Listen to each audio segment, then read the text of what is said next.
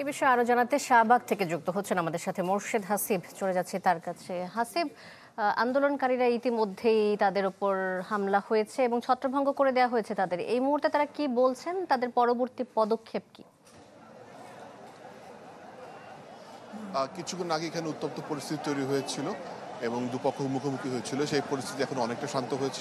এটি আপনাকে আগে জানিয়ে রাখতে চাই যে দু তিনটা সাউন্ড গ্রেনেডের বিস্ফোরণের খবর আমরা পেয়েছি, যেহেতু আন্দোলনকারীরা বলছিল যে তারা আন্দোলন চালিয়ে যাবে এবং আন্দোলনের পক্ষে তাদের অবস্থান যুক্তি হচ্ছে যে আগের যারা আছে তারা 1 বছর সময় পেয়েছে কিংবা 6 মাস সময় পেয়েছে, তারা অল্প সময় পেয়েছে, তারা এখনো আন্দোলন চালিয়ে যাচ্ছে এবং তারা বলেছে যে তারা এখন পর্যন্ত নতুন কর্মসূচির বিষয়ে আমাদের খুব স্পষ্ট করে বলেনি।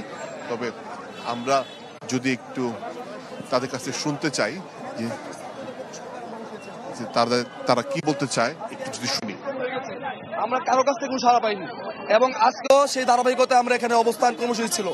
আমরা কোনো কিছু করি নাই এবং আমরা নিরীহ মানুষ। আমরা তো নিরীহ শিক্ষার্থী হয়তো আমরা তাহলে কোনো সময় পিলি পাস করতে পারতাম না।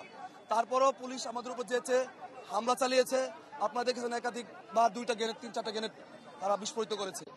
আমরা আমাদের আত্মরক্ষার্থে ক্যাম্পাসে গিয়েছি, অবস্থান নিয়েছি, কিন্তু তারা সবচেয়ে লজ্জার বিষয়, তারা আমাদের ক্যাম্পাসের ভিতরে ঢুকে আমাদের আক্রমণ চালাইছে। তো আমরা সরকার মহোদয় সহ আমাদের যে ঢাকা বিশ্ববিদ্যালয়ের সম্মানিত বিসি মহোদয়, আমরা যাদেরকে ভোট দিয়ে ডাকসু প্রতিনিধি নির্বাচন করেছি, তারা যদি জবাব না দেয় আমরা রাজপথে অবস্থান ছাড়বো না। এবং আমরা একজন ভালো ভালো সরকারি অবস্থানে রয়েছেন। পিএসসি তারা চাকরি প্রার্থীদের পক্ষে কাজ করবে, ছাত্রদের ভালো মতো দেখবে, কিন্তু সে না রুটম্যাপ দিয়েছে।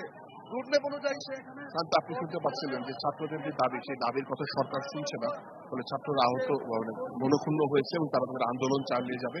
তো আমরা আসলে চেষ্টা করেছিলাম পুলিশের সাথে কথা বলতে। পুলিশ বলছে যে এই মুহূর্তে পুলিশ কথা বলবে না, কিছুক্ষণ পরে তারা হয়তো ব্রিফ করে পরিস্থিতি। তবে পরিস্থিতি কিছুক্ষণ আগে যে ছিল সেই হিসাবে কিন্তু পরিস্থিতি এখন অনেকটাই শান্ত, কারণ ইট পাটকেল নিক্ষেপ হয়েছে ছাত্রদের পক্ষ থেকে, অন্যদিকে পুলিশও অ্যাকশন নিয়েছে। তবে এখন এই মুহূর্তে পরিস্থিতি বেশ কিছুটা শান্ত হয়েছে, তবে আন্দোলনকারীরা তাদের আন্দোলন চালিয়ে যাবে।